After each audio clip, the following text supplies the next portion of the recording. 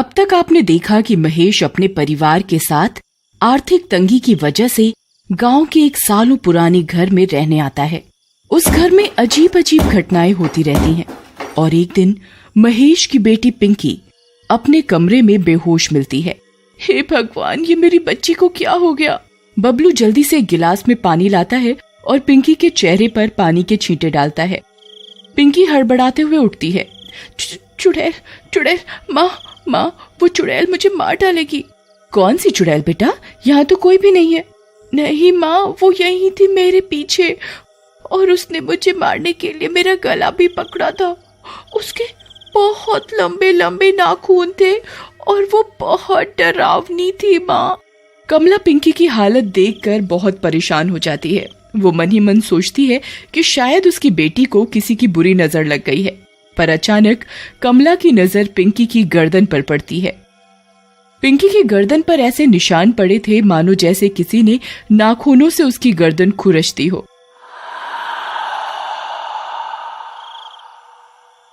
मैं तुम्हारे पापा के आते ही उनसे बात करूंगी, सब ठीक हो जाएगा बेटा, तू परेशान मत हो। शाम को महेश के आते ही कमला उसे सारी बात बताती है। ऐसा करते हैं, हम लोग कल मंदिर चलते हैं, वहाँ जाकर हम पिंकी को झाड़ा लगवा देंगे। अगले दिन सुबह सुबह सब मंदिर जाने के लिए तैयार हो जाते हैं। मंदिर जाकर पिंकी फिर से अजीब बर्ताव करने लगती है और मंदिर के अंदर जाने से मना करने लगती है। मुझे नहीं जाना अंदर, तुम लोग जाओ, मैं यहाँ बाहर ही ठीक हूँ। ऐसा नहीं करते बेटा, मंदिर जाने से कभी मना नहीं किया करते। मैंने जब बोल दिया कि मुझे अंदर नहीं जाना तो फालतू की जिद क्यों कर रही हो? महेश और कमला पिंकी को पकड़कर जबरदस्ती मंदिर के अंदर ले जाते हैं। मुझे छोड़ दो, मुझे जाने दो। पिंकी भगवान की मूर्ति के सामने आकर एकदम चुप हो जाती है। देखिए ना पंडित जी, हमारी बेटी को क्या हो गया है? आजकल बहुत अजीब बर्ताव करने लगी है। आज तो मंदिर में भी आने से मना कर रही थी। परेशान मत हो, मैं तुमको ये धागा दे रहा हूँ, इस धागे को इसके गले में बांध दो, ये बिल्कुल ठीक हो जाएगी। कमला पिंकी के गले में धागा बांध देती है और सब वापस घर आ जाते हैं। कुछ दिन पिंकी बिल्कुल ठीक रहती है, पर अचानक एक दिन उसका धागा बाल काटते वक्त कंघी से टूट जाता है और पिंकी फिर से अजीब बर्ताव करने लगती है। एक रात जब सब सो रहे होते हैं तो नीचे मंजिल से कुछ गिरने की आवाज आती है।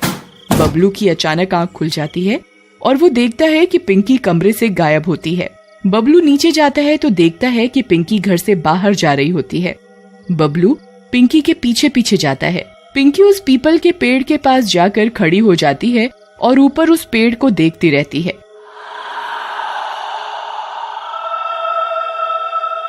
दीदी, तुम इतनी रात को यहाँ क्या कर रही हो? पिंकी बबलू की बात न सुनकर बस उसी पेड़ को घूरती रहती है। दीदी, मैं कब से आपको देख रहा हूँ, आप मेरी बात क्यों नहीं सुन रही? पिंकी तुरंत बबलू की तरफ पलटती है। ऐसा लगता है जैसे पिंकी अभी होश में आई हो। मैं यहाँ कैसे आई? मुझे कुछ याद नहीं। लगता है आप नींद में चलकर यहाँ तक आ गईं। चलो अब घर चलकर सोते हैं, बहुत रात हो रही है। पिंकी और बबलू अपने कमरे में जाकर सो जाते हैं। अगली सुबह सब बैठकर नाश्ता कर रहे होते हैं। मुझे आज स्कूल के प्रिंसिपल ने बुलाया है। इतने दिन से स्कूल के चक्कर काट रहा हूँ, पर लगता है आज मेरी नौकरी पक्की हो जाएगी। मैं आज पिंकी और बबलू के एडमिशन की भी बात कर लूंगा। चलो अच्छा है, भगवान सब अच्छा करे। महेश स्कूल चला जाता है। कमला और पिंकी किचन में और बबलू बाहर खेलने चला जाता है। कमला किचन में सब्जी काट रही होती है और पिंकी आटा गूंथ रही होती है। सब्जी काटते काटते अचानक कमला का हाथ कट जाता है और उसके हाथ से खून बहने लगता है। पिंकी खून देखते ही फटाफट आटा छोड़कर कमला का हाथ पकड़कर खून चूसने लगती है। बस बस बेटा, जरा सा कटा है, मैं हाथ धो लूंगी तो खून बहना बंद हो जाएगा। पिंकी कमला का हाथ नहीं छोड़ती और उसका खून चूसती रहती है। कमला को पिंकी का ये बर्ताव बहुत अजीब लगता है और अचानक तभी कमला की नजर पिंकी की गर्दन पर जाती है। पिंकी का धागा गायब होता है। पिंकी, तुम्हारा धागा कहाँ गया? पिंकी कमला की बात न सुनकर बस उसके खून को चूस रही होती है। कमला पिंकी को पीछे की तरफ धक्का देकर हटा देती है। पागल हो गई हो क्या?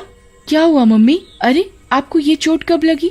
आपका तो खून बह रहा है, जल्दी से पानी से इसे धो लो। कुछ नहीं, बस सब्जी काटते वक्त जरा सी उंगली कट गई। शाम होते ही महेश घर आता है। उसके हाथ में एक मिठाई का डिब्बा होता है। कमला, पिंकी, बबलू, कहाँ हो तुम सब? जल्दी आओ, तुमको एक खुशखबरी देनी है। सब लोग महेश की आवाज सुनकर आ जाते हैं। क्या हुआ, इतना शोर क्यों कर रहे हो? और ये आपके हाथ में क्या है? आज मैं बहुत खुश हूँ, मेरी नौकरी स्कूल में पक्की हो गई है। मैंने पिंकी और बबलू के एडमिशन के लिए भी उसी स्कूल में बात कर ली है। और ये देखो, मैं तुम सब के लिए मिठाई भी लाया हूँ। पिंकी मिठाई का डिब्बा देखकर उस पर झपट पड़ती है और पागलों की तरह मिठाई खाने लगती है। सब लोग पिंकी को ऐसे मिठाई खाते देख हैरान हो जाते हैं। पिंकी, तुम पागल हो गई हो क्या? चलो ये मिठाई का डिब्बा मुझे दो। पिंकी की आंखें बिल्कुल लाल हो जाती हैं और वो गुस्से से कमला की तरफ देखती है। कमला डर जाती है और पिंकी को मिठाई खाने देती है। पिंकी पल भर में ही पूरा डिब्बा खा जाती है। महेश और कमला समझ जाते हैं कि पिंकी पर किसी चुड़ैल का साया है। वो अगले ही दिन गांव के एक तांत्रिक के पास जाता है। आप जल्दी मेरे घर चलो, मेरी बेटी किसी चुड़ैल के कब्जे में है, आप उसे बचा लो। चिंता मत कर बेटा, मैंने अच्छी चुड़ैलों को ठीक किया है। ओम ह्रीं क्लीं चामुंडाय नमः। ओम ह्रीं क्लीं चामुंडाय नमः। पिंकी लाल आंखों से तांत्रिक को घूरती है।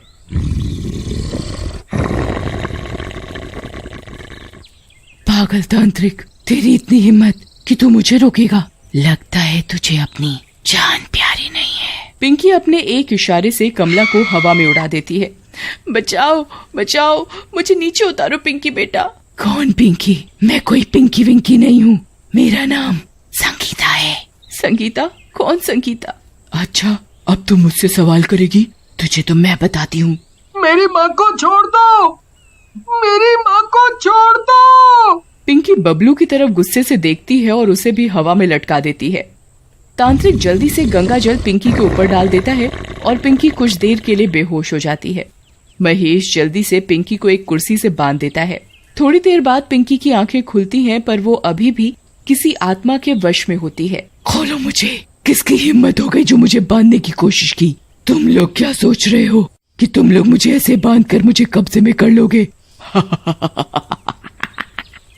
तुम हमसे क्या चाहती हो? इस छोटी सी बच्ची ने आखिर तुम्हारा क्या बिगाड़ा है? तुम उसका पीछा क्यों नहीं छोड़ देती?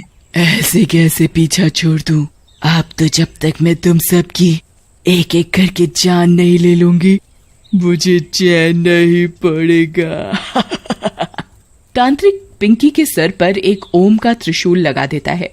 पिंकी बुरी तरह चिल्लाती है, छोड़ दो मुझे, तुम लोग मेरा कुछ नहीं बिगाड़ पाओगे, छोड़ दो मुझे।